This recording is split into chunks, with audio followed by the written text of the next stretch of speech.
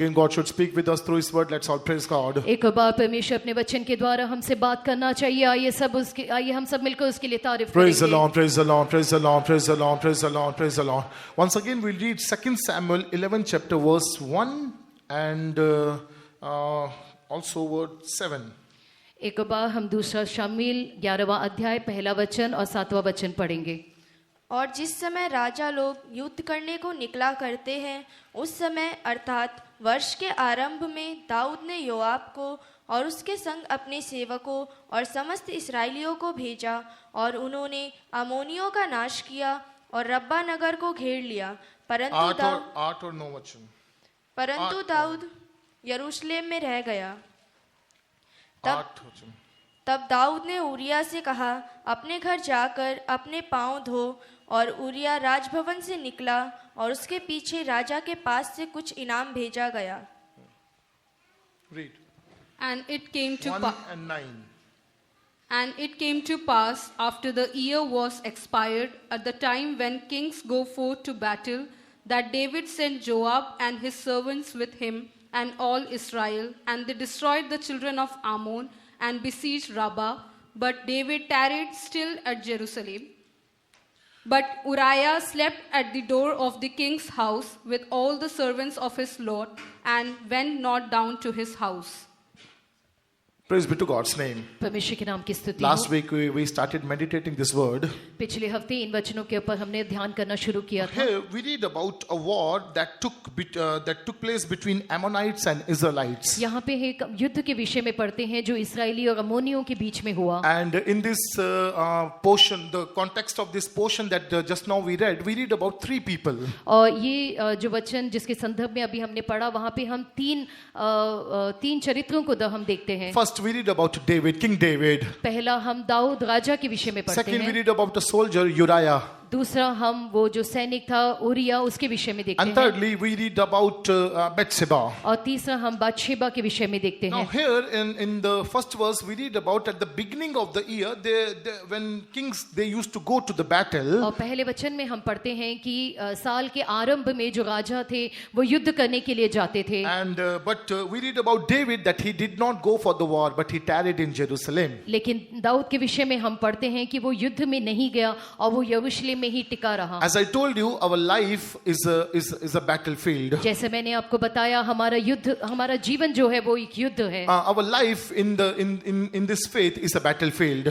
हमारा जो जीवन है वो एक युद्ध क्षेत्र है। And according to the word of God that we read that we are anointed as kings by the Spirit of God. और परमेश्वर के वचन के अनुसार हमारा जो अभिषेक है वो राजा और याजक होकर हुआ है। So when our life is a battle, we must not tarry back. We must fight this battle. We should be in the battlefield. जब हमारा जीवन जो युद्ध है, हमें टिके नहीं रहना है, इस युद्ध में हमें भाग लेना है। I'll ask you one question. मैं आपसे एक सवाल Now tell पूछता me, हूँ। when our life comes into action in this battlefield, हमारा जो जीवन है इस युद्ध क्षेत्र में वो कब कार्यान्वित होता है? when we start this battle in our life, anyone? हमारे जीवन में कब ये युद्ध शुरू होता है? Anyone? Huh? When we begin this battle in our faith life? हमारे विश्वास के जीवन में ये युद्ध कब शुरू होता है? Anyone? Tell me. When we begin this battle in our life, in our spiritual life, हम अपने आत्मिक जीवन में कब ये युद्ध शुरू because we करते say हैं? our life is a battlefield. क्योंकि हम ये कहते हैं कि हमारा जीवन जो है वो युद्ध क्षेत्र है। When we are sent into this battlefield, or when we begin this battlefield, anyone? हम कब इस युद्ध क्षेत्र में भेजे जाते हैं, या ये युद्ध कब हमारे जीवन में आरंभ होता है? Anyone? कोई भी बताइए।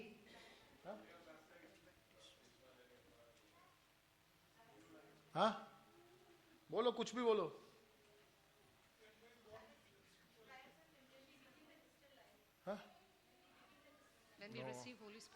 Very good. When we receive Holy Spirit, जब हम पवित्र आत्मा का अभिषेक पाते हैं, when we put on the armor of God through the Holy Spirit, that's a time that is a time when we begin this battle in our life. जब पवित्र आत्मा के द्वारा हम वो हथियारों को धारण करते हैं, तब है ये युद्ध हमारे जीवन में शुरू Not होता the है। moment we come into the Christ. ना वो समय नहीं होता जब हम मसीह में आते हैं। Because if we'll come newly, if we'll come into the Christ and we fight all these battles, we'll run away from them. क्योंकि जब हम नए मसीह में आते हैं और ये सारे युद्ध हमारे सामने आएंगे तो हम भाग जाएंगे। Only when we receive the Holy Spirit, केवल तब ही जब पवित्र आत्मा का अभिषेक हम पाते हैं। when we receive the anointing of the Holy Spirit, we are anointed as kings, and thereafter these all battles, they are meant for us. क्योंकि जब हम पवित्र आत्मा का अभिषेक पाते हैं तब हम राजा होके अभिषेक किए जाते हैं और ये सारे युद्धों को हम Because लड़ते हैं। battles, they are only meant for the kings. क्योंकि युद्ध जो है वो केवल राजाओं के लिए King है। has to lead that battle. क्योंकि राजा जो है उसको ये युद्ध में आगे And जाना the है। word of God says in Revelation 1st chapter 6th verse that we are anointed kings.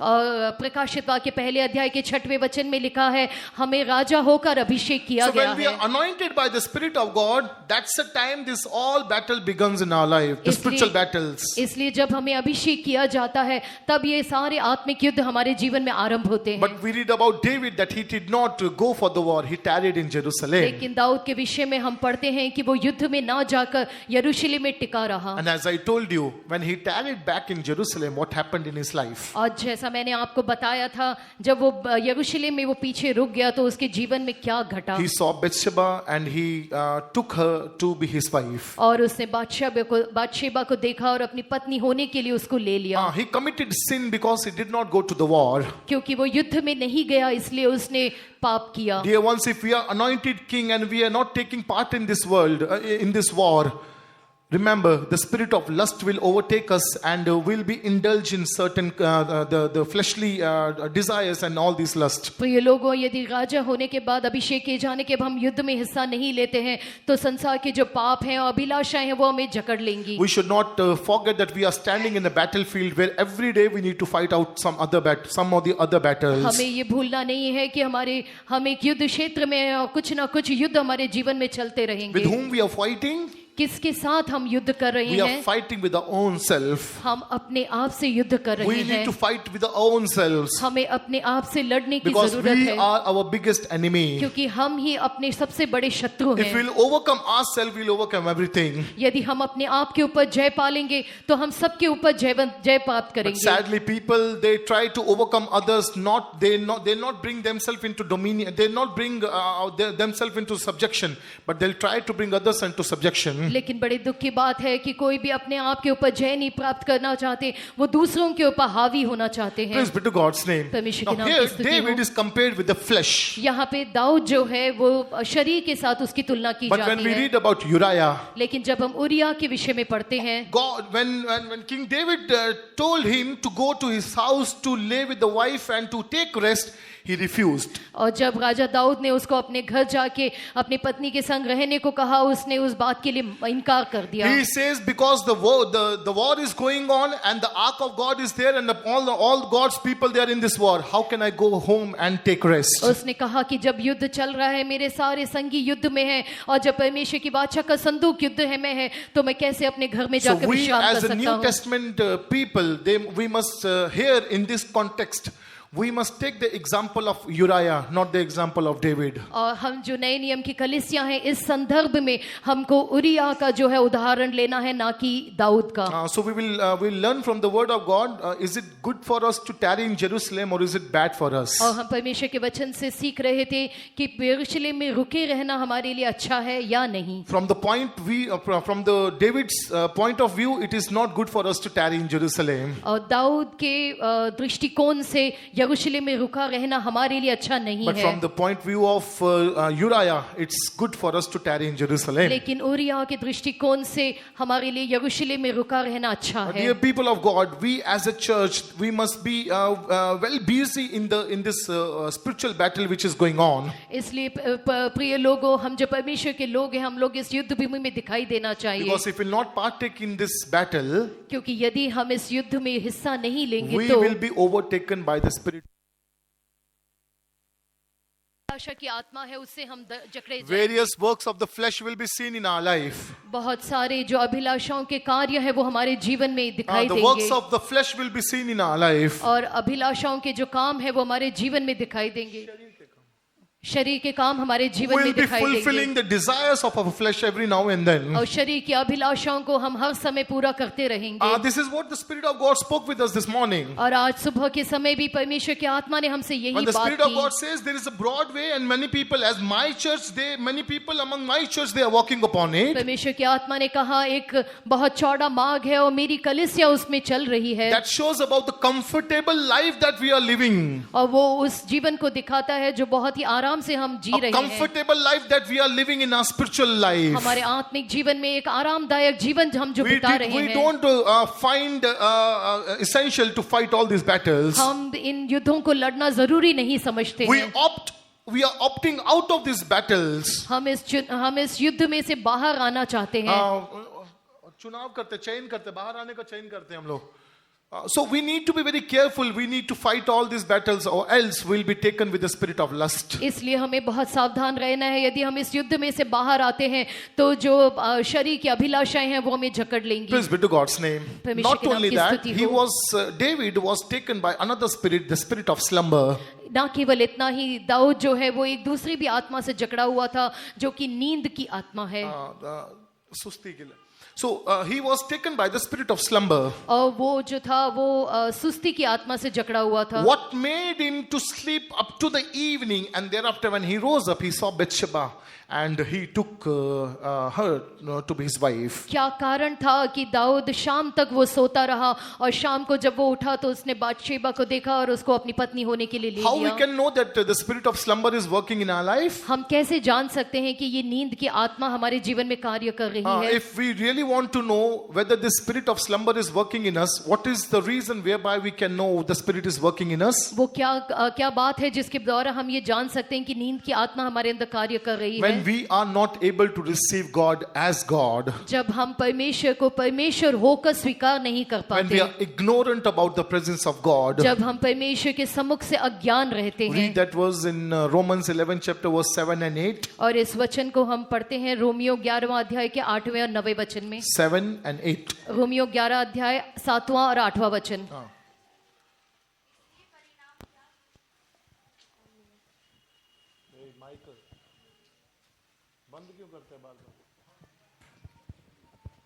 इसलिए परिणाम क्या हुआ, यह कि इस्राएली जिसकी खोज में थे वह उनको नहीं मिला, परंतु चुने हुओं को मिला और शेष लोग कठोर किए गए। जैसा लिखा है, परमेश्वर ने उन्हें आज के दिन तक भारी नींद में डाल रखा है और ऐसी आंखें दी जो ना देखें और ऐसे कान जो ना सुने। Read it. What then? Israel hath not obtained that which he seeketh for, but the election hath obtained it, and the rest were blinded. According as it is written, God hath given them the spirit of slumber, eyes that they should not see, and ears that they should not hear unto this day. Now here we read about the people of Israelites. यहाँ पे हम इसराइलियों के विषय में देखते हैं। Literally this word is written for the Jews. ये अक्षरिक रूप से ये जो वचन है ये यहूदियों के लिए लिखा गया Because था। they were ignorant about Jesus and they did not receive him as Messiah. और क्योंकि वो यीशु के विषय में अज्ञान थे और यीशु को मसीह होकर स्वीकार नहीं कर पाए, They were all ignorant. वो सब अज्ञानी थे They did not receive him. और उन्होंने यीशु को ग्रहण नहीं किया। The word of God says they did not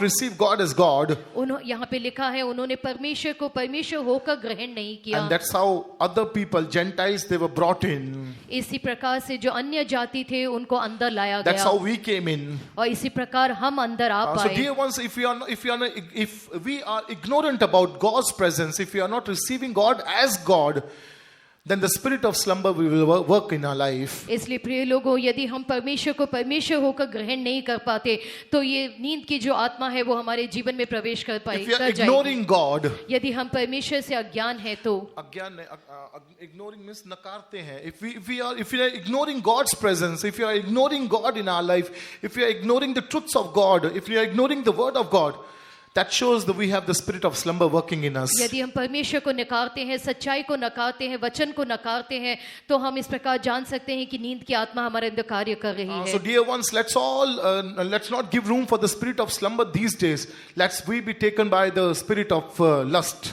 इसलिए आइए हम जो ये नींद की आत्मा है उसको अपने जीवन में जगह ना दें, ना ही इस शरीर की अभिलाषा को जगह दें। Now, if we'll give the room for the spirit of slumber, surely the spirit of lust will also work. यदि हम नींद की आत्मा को अपने जीवन में जगह देंगे तो ये शरीर की जो अभिलाषा है वो भी हमारे जीवन में कार्य Praise be करेगी। to God's name. परमेश्वर के नाम की तारीफ हो। Uriah was sent to his home.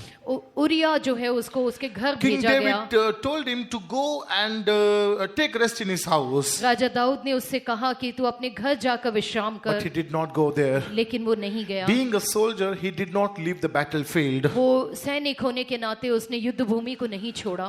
He kept himself from all the carnal relationships. उसने अपने आप को सारे शारीरिक संबंधों से दूर रखा। Last week also I told you the example of Noah's family, पिछले सप्ताह भी मैंने आपको नूह के परिवार के विषय में उदाहरण that they दिया था kept themselves from all the carnal relationships because they were busy in God's work. क्योंकि नूह का जो परिवार था वो परमेश्वर के कार्य में व्यस्त था, इसलिए उन्होंने सारे शारीरिक संबंधों से अपने आप को So दूर when we are रखा। fighting this battle in these days, let's not indulge in all the things here and there. इसलिए हम जो आज के दिनों में ये युद्ध में हम लोग हैं, हम लोग ये सारे शारीरिक बातों से हम दूर रहें। Please read 2 Timothy 2nd chapter verse 3 and 4.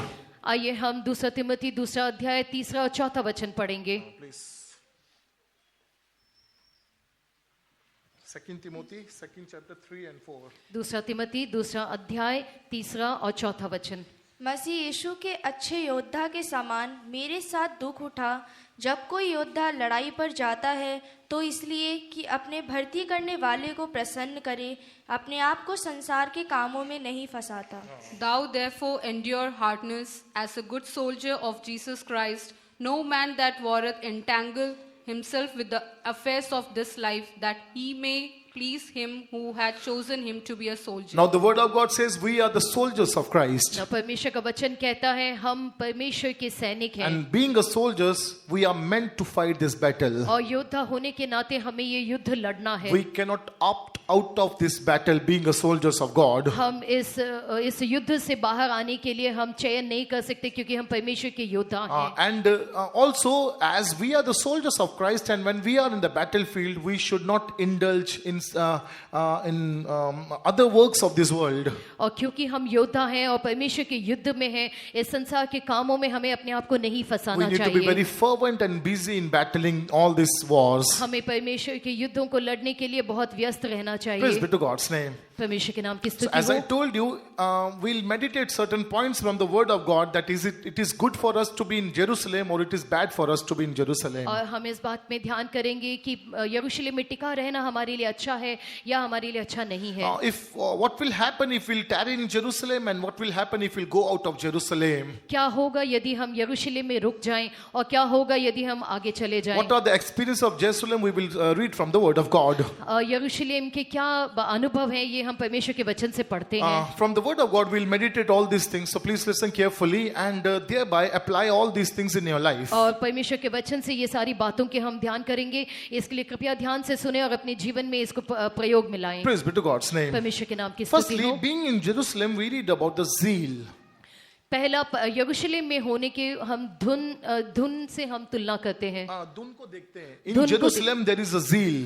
यरूशलेम में एक धुन है। 2 Samuel 11 chapter and 12th verse, we read about Uriah, that he showed that zeal being in Jerusalem. दूसरा शमूएल 11वें अध्याय के 12वें वचन में हम पढ़ते हैं कि उरिया जो था उसने धुन को दिखाया। Read that verse. उस वचन को पढ़ेंगे।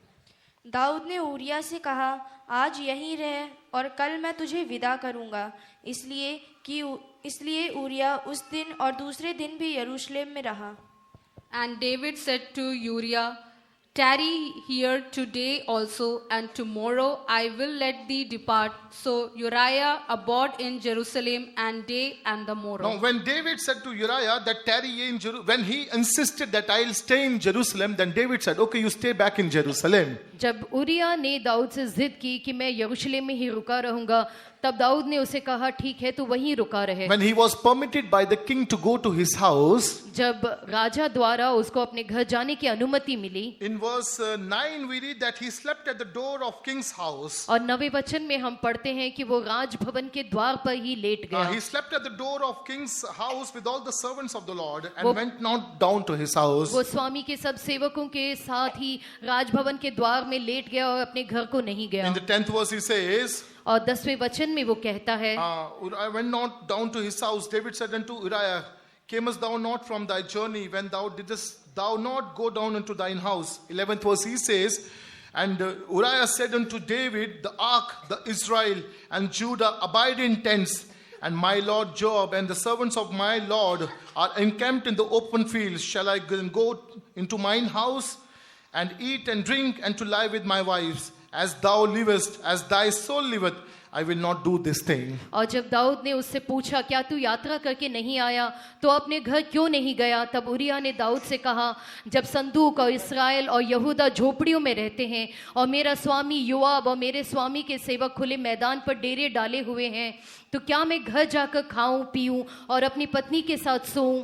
तेरे जीवन की शपथ और तेरे प्राण की शपथ कि मैं ऐसा काम नहीं Now here we करूंगा। read about the zeal of Uriah. यहाँ पे हम उरिया की जो धुन है उसको देखते He हैं। stayed back in Jerusalem because there was war going on. वो यरूशलेम में रुका कर रहा क्योंकि युद्ध चल रहा था। So we need to follow the example of Uriah here. We must show that zeal, being in the church, being in the Jerusalem. और यहाँ पे हमें उरिया का उदाहरण का पालन करना है और वो धुन को दिखाना है कलीसिया में यरूशलेम में रहते हुए। This Jerusalem or this church, it will become an eternal Jerusalem in eternity. और ये यरूशलेम जो है, ये कलीसिया जो है, वो एक नित्य यरूशलेम होकर नित्यता होकर बदल So we जाएगी। need to preserve that zeal which will make us eligible for that new Jerusalem. इसलिए हमारे अंदर वो धुन दिखाई देनी चाहिए जो हमको उस नित्यता के लिए योग्य We read बनाएगी। about Naboth that he preserved the inheritance of his father with a great zeal. और हम नाबोत के विषय में पढ़ते हैं कि उसने पिता की संपत्ति को बड़ी धुन के साथ उसने संभाले About रखा। Jesus also we read that he says the zeal of thine house and eaten me up. और यीशु के विषय में भी हम पढ़ते हैं, यीशु ने कहा तेरे भवन की धुन मुझे खाए जाती है। Praise be to God's name. परमेश्वर के नाम की Now, स्तुति हो। we'll make you understand what is this zeal of God. और परमेश्वर की ये धुन क्या है इसके विषय में हम आपको What God सिखाएंगे। does in his zeal. परमेश्वर अपने धुन में क्या When करते God हैं। says, I'm a jealous God, what do you mean by that? जब परमेश्वर ये कहता है कि मैं जलन रखने वाला परमेश्वर हूँ, तो इसका अर्थ क्या है? And how we can apply that zeal in our life also. और उस धुन को हम अपने जीवन में कैसे प्रयोग में ला सकते हैं? Praise be to God's name. परमेश्वर के नाम की When स्तुति we हो। read Deuteronomy 4th chapter verse 24 when we read. व्यवस्था विवरण 4 के 24वें वचन में जब हम पढ़ते हैं, Read 4:24. क्योंकि तुम्हारा परमेश्वर यहोवा भस्म करने वाली आग है, वह जल उठने वाला ईश्वर है। For the Lord thy God is a consuming fire, even a jealous God. You know what God does in his jealousy?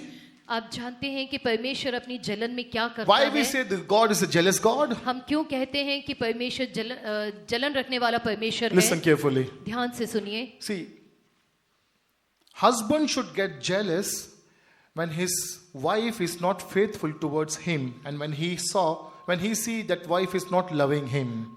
जब पति ये देखे कि उसकी पत्नी उसे प्रेम नहीं करती है, तो पति के मन में जलन होनी चाहिए। He should get jealous. उसके अंदर जलन होना चाहिए। Because of that true love, a husband should get jealous when he see his wife not loving him or going after some other strange people.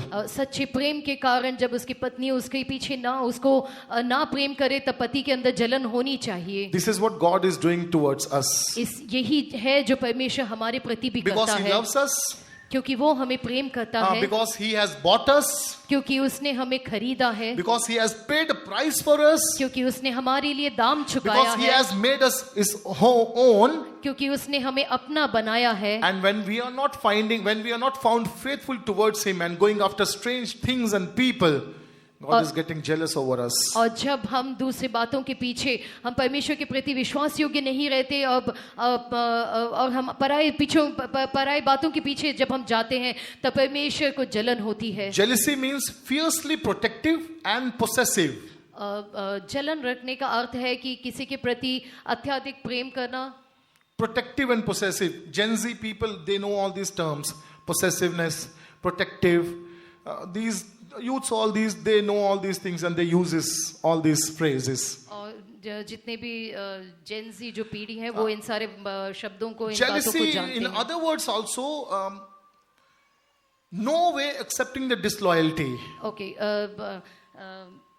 किसी भी तरीके से जो धोखे को वो स्वीकार नहीं करते। God is a God who never accepts disloyalty. परमेश्वर वो परमेश्वर है जो अविश्वास योग्यता को किसी भी तरीके से ग्रहण नहीं कर सकते। God will never take our disloyalty. परमेश्वर कभी भी हमारे अविश्वास योग्यता को ग्रहण नहीं कर सकता। He is jealous that we are going after other things, leaving him behind. हम जब परमेश्वर को छोड़ के दूसरी बातों के पीछे जाते हैं तब परमेश्वर को जलन होती है। So this zeal is a foundation of God's demand for loyalty. और ये जो जलन है वो उस सच्चाई और उस विश्वास योग्यता की नींव है। प्रभु के प्रति वफादारी ही रखना ये जलन उसका प्रमाण है। That's why this zeal, God is showing that zeal towards us.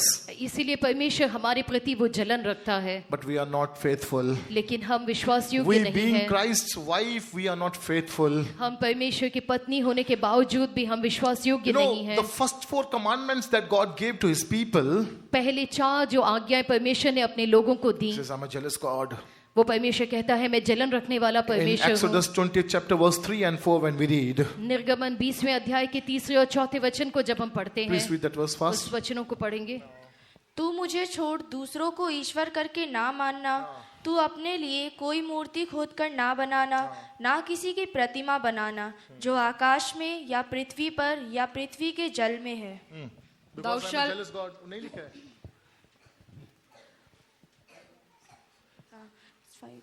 तू उनको दंडवत ना करना और ना उनकी उपासना करना, क्योंकि मैं तेरा परमेश्वर यहोवा जलन रखने वाला परमेश्वर हूँ। Read. Thou shalt have no other gods before me. Thou shalt not make unto thee any graven image or any likeness of anything that is in heaven above, or that is in the earth beneath, or that is in the water under the earth. Thou shalt not bow down thyself to them, nor serve them. For I, the Lord thy God, am a jealous of God. God says, I am thy God with a jealous, who is a jealous God. परमेश्वर कहता है मैं तेरा परमेश्वर यहोवा जलन रखने वाला Our God परमेश्वर is a हूँ। jealous God because we are not faithful with Him. That's why He is showing that zeal towards us. हमारा परमेश्वर जलन रखने वाला परमेश्वर है, क्योंकि हम विश्वास योग्य नहीं है, इसके लिए परमेश्वर को हमसे जलन होती That's what है। we say. That's what how we can experience this jealousy in our life. हम अपने जीवन में ये जलन कैसे अनुभव कर सकते हैं? When we see someone who is very acquainted with us, very close with us, very intimate with us, going after some other people. जब हम हमारे किसी ऐसे व्यक्ति को जो हमसे बहुत निकटतम है, किसी और के पीछे वे जाते हुए जब हम देखते हैं, इस जलन को हम अनुभव कर सकते हैं। We feel that jealousy. हमारे अंदर वो जलन दिखाई We देती feel है। that jealousy. हम उस जलन को अनुभव कर And in सकते that हैं। jealousy, in that rage, we do so many unwanted things. और उस जलन के कारण और उस क्रोध में हम कई गलत बातें कर जाते हैं। Isn't it? ऐसा ही है। Isn't it? When we find our acquainted, our intimate people, our close people leaving us and they are dealing treacherously with us, going after other people, what we do in our anger, what we do in our jealousy. और जब हमारे निकटतम लोग हमें छोड़कर दूसरों के पीछे चले जाते हैं या हमें धोखा देते हैं, तो हम अपने जलन में क्या करते हैं? What we do in our jealousy, हम क्या करते what we हैं? do in our anger, हम गुस्से में क्या we throw करते हैं? things here and there. हम चीजों को इधर-उधर We फेंकना शुरू break कर things देते हैं। here and there. हम चीजों को तोड़ना शुरू We कर break देते that हैं। person also. हम उस व्यक्ति को भी तोड़ देते हैं। That's what we are doing in our jealousy. हम गुस्से में, हम अपने जलन में यही कर देते हैं। Now suppose God is a jealous God because we are not faithful. अब मान लीजिए कि क्योंकि परमेश्वर जलन रखने वाला परमेश्वर है और हम According to विश्वास that योग्य action नहीं that है, we are doing in our jealousy, what God should do? और हम अपनी जलन में जो काम करते हैं, यदि परमेश्वर भी वैसा ही करे तो What God should do in his jealousy, in his anger? और परमेश्वर अपने क्रोध और जलन में क्या करना चाहिए? God says, you has made me jealous. परमेश्वर ने कहा कि तुमने मेरे अंदर जलन उत्पन्न की। Read that verse, Deuteronomy 32, 16 verse and 21 verse. और व्यवस्था विवरण 32वें अध्याय के 16 और 21वें वचन को पढ़ेंगे। Read that verse, 16 and 21. 16 और 21 वचन। 32, 16, 21. व्यवस्था विवरण 32।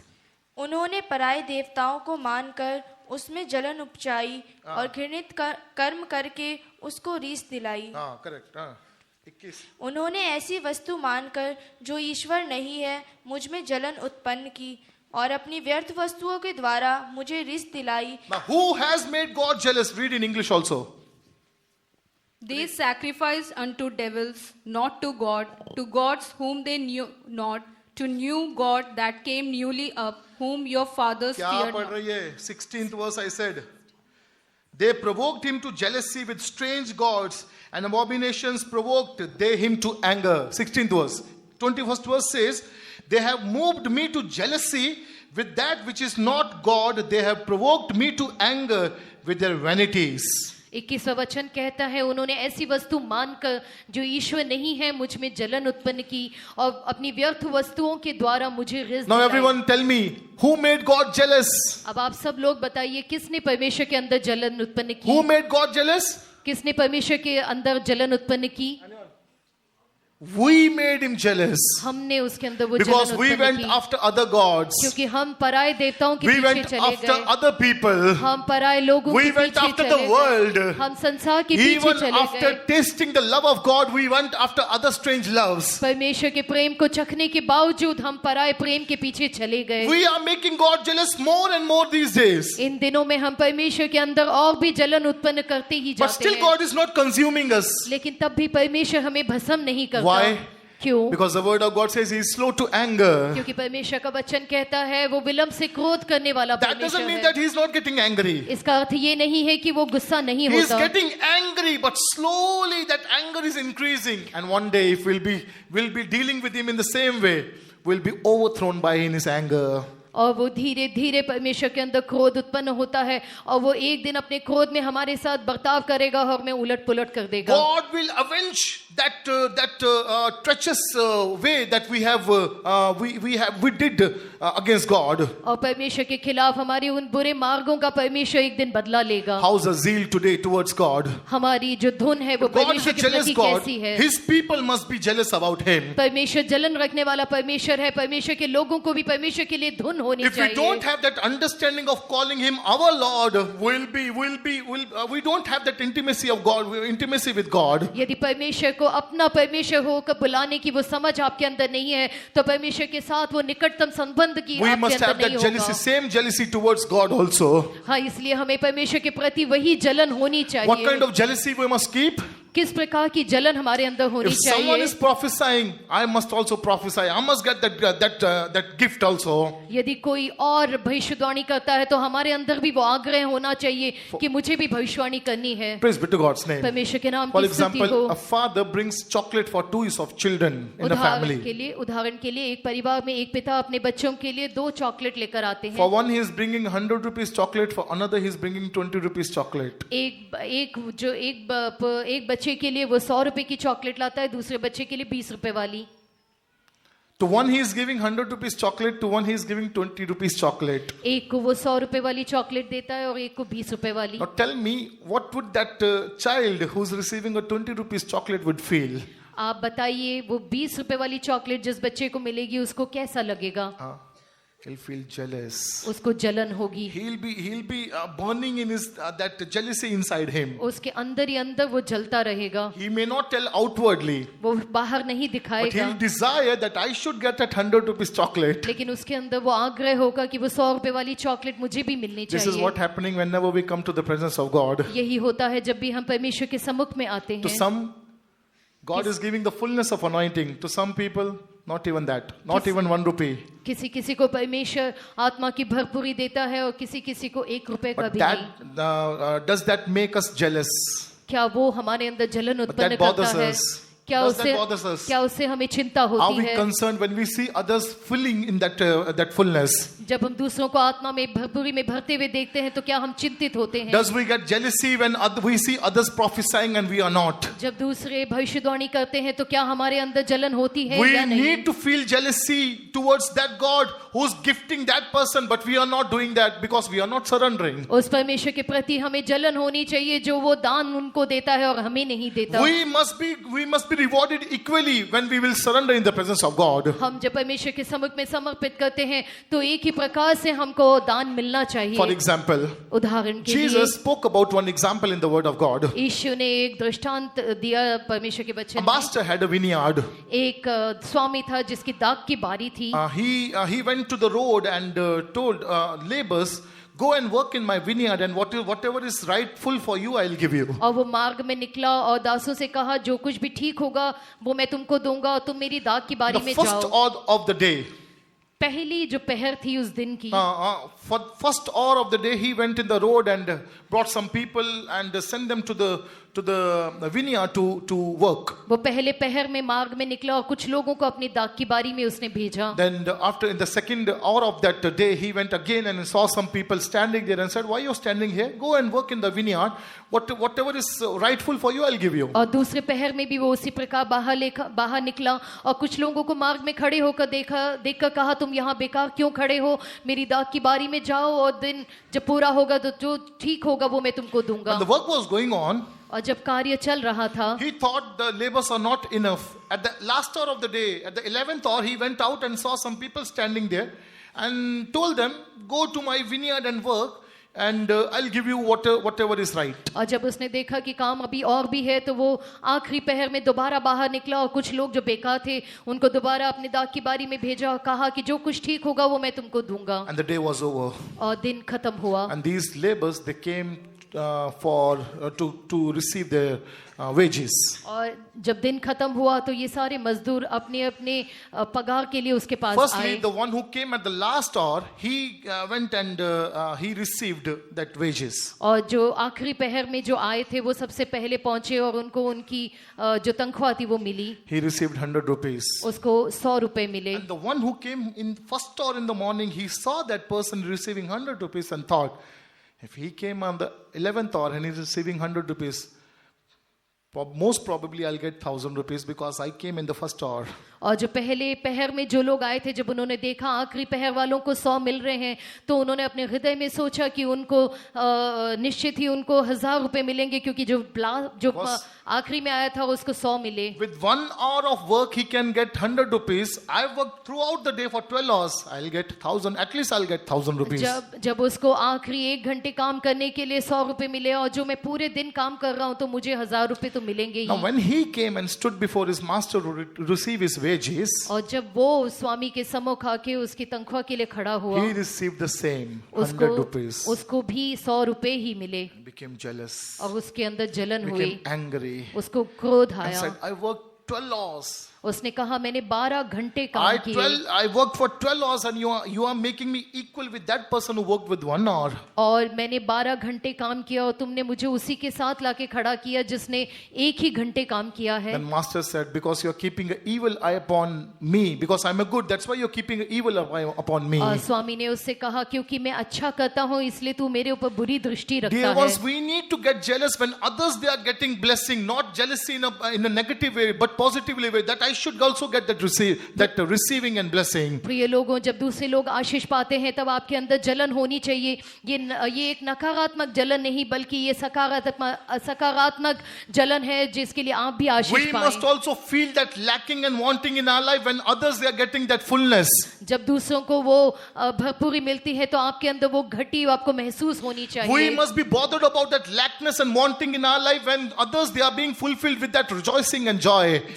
जब दूसरों के अंदर वो आनंद और वो आनंद की भरपूरी मिलती है तो आपके अंदर जो घटी है उसके विषय में आपको चिंता होनी चाहिए। We might be serving Lord from so many days, from so many years. We might be in this faith from so many years. But if you are not receiving that fullness, if you are receiving nothing from God, then you are the ones who are wasting your life in the presence of God. आप कई सालों से परमेश्वर के सम्मुख में सेवा करते होंगे, कई साल से विश्वास में होंगे, लेकिन यदि आपके अंदर वो आशीष नहीं दिखाई देती है You are wasting your life in the presence of आप God. परमेश्वर के सम्मुख में अपने जीवन को व्यर्थ कर रहे If हैं। seasoned people, they are not being used by God, what you are expecting God to do with the new people? यदि पुराने लोगों के अंदर परमेश्वर का कार्य नहीं दिखाई देता है तो नए लोगों के विषय में क्या होगा? People, they say, no, new generations, they should be used by God. No, you should also be used by God. Become an example for others, for the new generation. Then they will be blessed. लोग कहते हैं कि नए लोगों को आगे आने दो, परमेश्वर उन्हें आशीष करने दो, लेकिन ऐसा नहीं, आप आगे आइए, आपके द्वारा वे लोग आशीष As पाने the दें। Spirit of God gave the vision to the one of our brother, he saw that new people, they are coming, but the seasoned people, they are standing before them.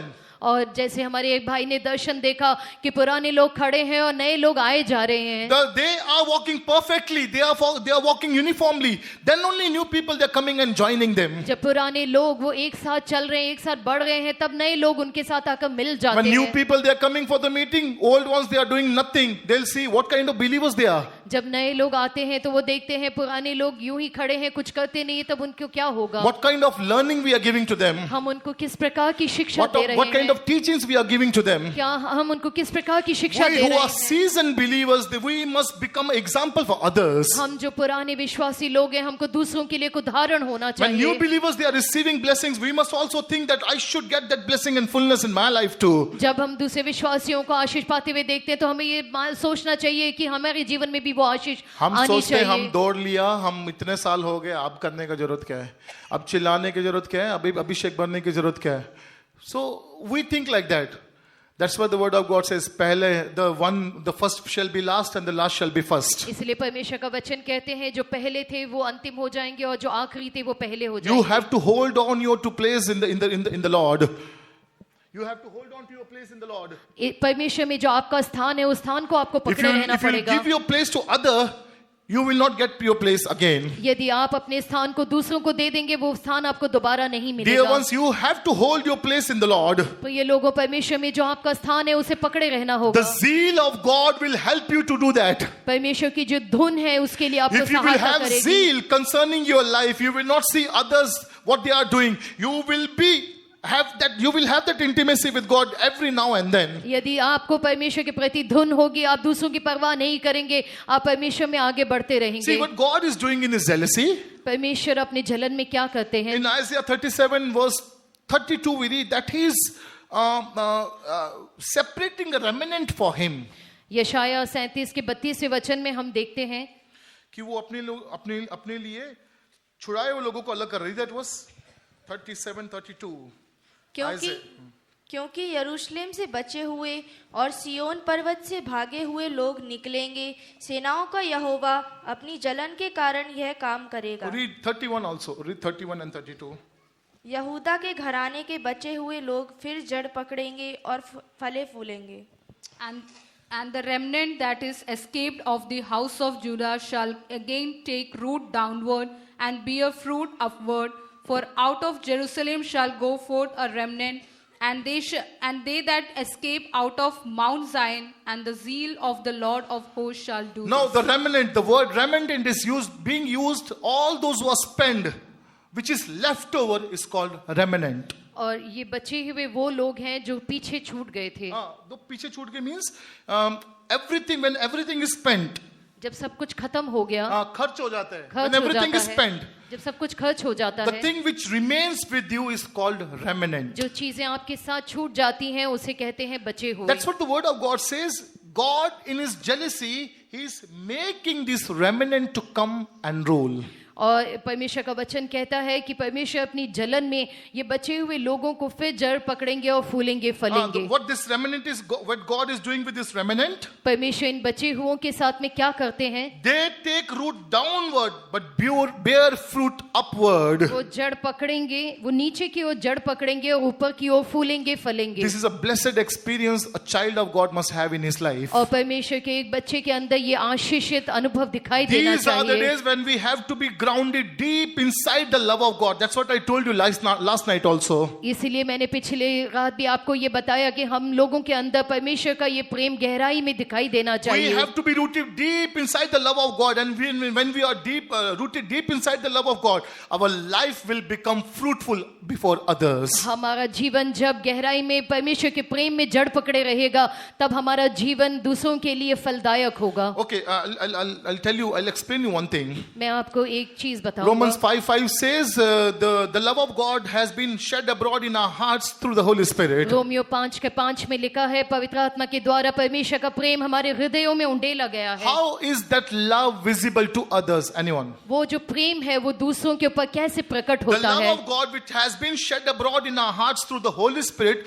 how that love is manifested and visible to others. परमेश्वर का वो प्रेम जो पवित्र आत्मा के द्वारा हमारे हृदयों में उंडेला गया है, वो प्रेम दूसरों के ऊपर किस प्रकार प्रकट होता how है? we can say a man is full of the love of God and is manifesting the love of God. हम कैसे कह सकते हैं कि ये जो व्यक्ति है इसके अंदर पूरा परमेश्वर का प्रेम भरा हुआ है, और वो प्रेम प्रकट कैसे होता है? Anyone? Huh? No, how we can say that he is manifesting the love of God? Huh?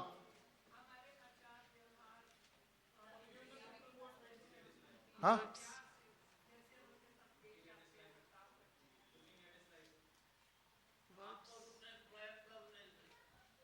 हम प्रभु को प्रेम करने से. No, how we can be visible to others that I'm loving God? हम कैसे दूसरों को दिखा सकते हैं कि परमेश्वर का प्रेम हमारे अंदर है?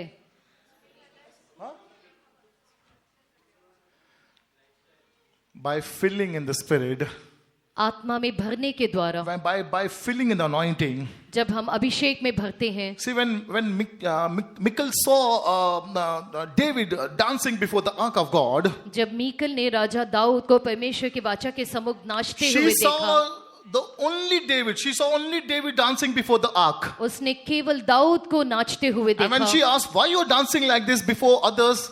Is it a shame? Is not a shameful thing for you to dance before others like this? और जब उसने दाऊद से पूछा, तुम क्यों इस प्रकार नाच रहे थे दूसरों के सम्मुख, इस प्रकार नाचने में क्या तुम्हें शर्म नहीं आती? David said, I'll do more violently, more than this also, because for all the blessings, for all the goodness that God has done in my life, I'll do more than this also. तब दाऊद कहता है, मैं इससे भी और अपने आप को नीचा करूंगा, क्योंकि परमेश्वर ने जो मेरे प्रति, मैं इससे और ज्यादा करूंगा. मैं इससे भी अधिक करूंगा, क्योंकि परमेश्वर ने इस प्रकार से मेरे जीवन में भलाइयां की हैं. So when we receive the love of God in our life, the anointing is that proof that we are filling in that love. That anointing is the manifestation of the love of God. इसलिए जब हम परमेश्वर के प्रेम को प्राप्त करते हैं, तो आत्मा में भरने का वो अभिषेक जो है, वो प्रकटीकरण है जो हम दूसरों को दिखाते हैं परमेश्वर When के प्रेम के Jesus विषय said, में. many's love shall be wax cold, what do you mean by that? जब यीशु ने कहा बहुतों का प्रेम ठंडा हो जाएगा, इसका अर्थ क्या है? What do you mean by that? He says, many's anointing will be, they'll not be able to fill in the Spirit. They will not be able to fill in that anointing.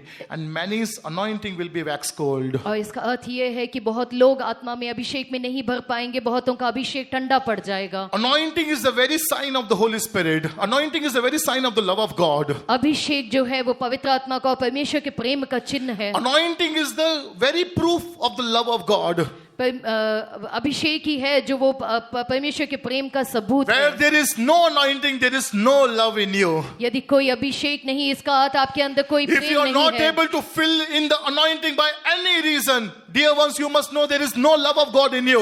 यदि किसी भी कारणवश आप अभिषेक में नहीं भर पाते हैं, तो प्यारे लोगों, परमेश्वर का प्रेम भी आपके अंदर नहीं है. Because the love of God is the real reason. The love of God is not seen in you. That's why there is no filling, there is no anointing in you. क्योंकि परमेश्वर का प्रेम आपके अंदर नहीं है, वही सच्चा कारण है, इसीलिए आपके अंदर अभिषेक भी नहीं Where है. is that zeal in you? वो धुन आपके अंदर कहाँ We है? need to find out where is that zeal in us. आपको ढूंढना है कि वो धुन आपके अंदर कहाँ है. Jesus was all zealous about the temple, about the house of his father. यीशु जो था वो पिता के भवन के विषय में धुन रखने वाला How था. many of you are zealous about your life? आप में से कितने लोगों को अपने जीवन के We विषय are में wasting जलन our है? life these days.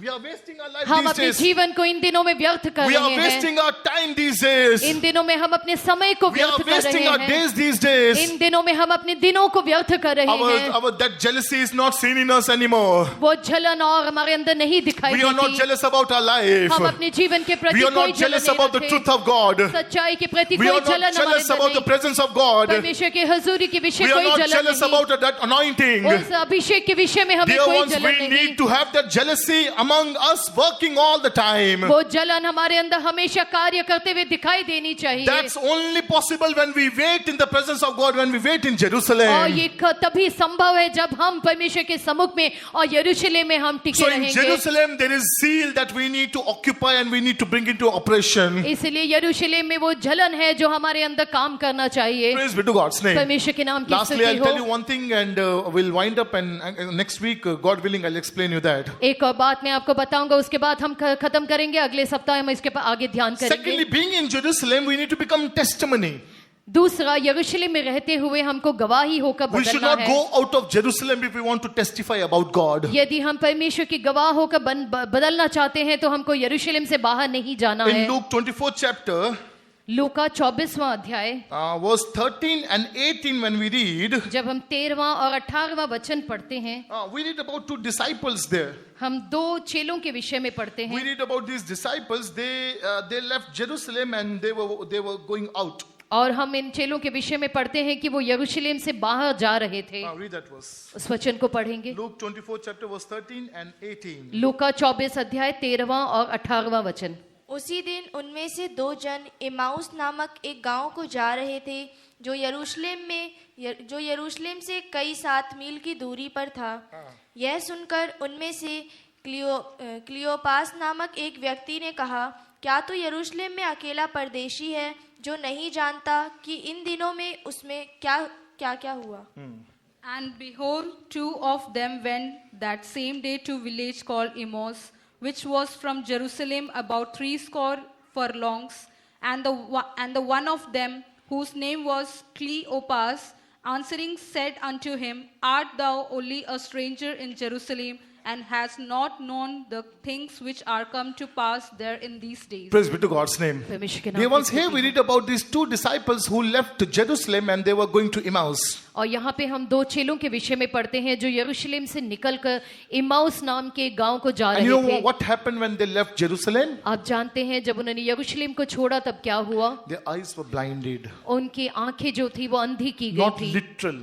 अक्षरिक रूप से नहीं Spiritual eyes were blinded. लेकिन उनकी आत्मिक आंखें जो थी वो अंधी Because हो when they गई left थी Jerusalem, they saw that resurrected Jesus being with them, talking with them, speaking with them, but they could not understand and they could not ascertain. क्योंकि जब वो यरूशलेम से जा रहे तो जी उठा हुआ यीशु मसीह उनके साथ बातें कर रहा था लेकिन उस बात को वो समझ नहीं पाए और यीशु को देख नहीं पाए They could not see that resurrected Jesus with him and they found him as a stranger. और वो यीशु को एक अनजान व्यक्ति होकर देखने लगे क्योंकि वो यीशु को पहचान Dear नहीं ones, पाए if you leave Jerusalem, you will find Jesus as stranger and not your friend. तो ये लोगों यदि आप यरूशलेम को छोड़ देते हैं तो यीशु आपके लिए एक पराया व्यक्ति हो उसके बदल जाएगा मित्र नहीं रहेगा But when Jesus was walking with them, लेकिन जब यीशु उनके साथ चल रहा in था verse 33 that we read that they returned back to Jerusalem and told everything that happened to with them to all the 11s though they were gathered there. और 33वें वचन में हम पढ़ते हैं Read that verse. 33वां वचन वह उसी घड़ी उठकर यरूशलेम को लौट गए और उन 11 और उनके साथियों को इकट्ठे पाया।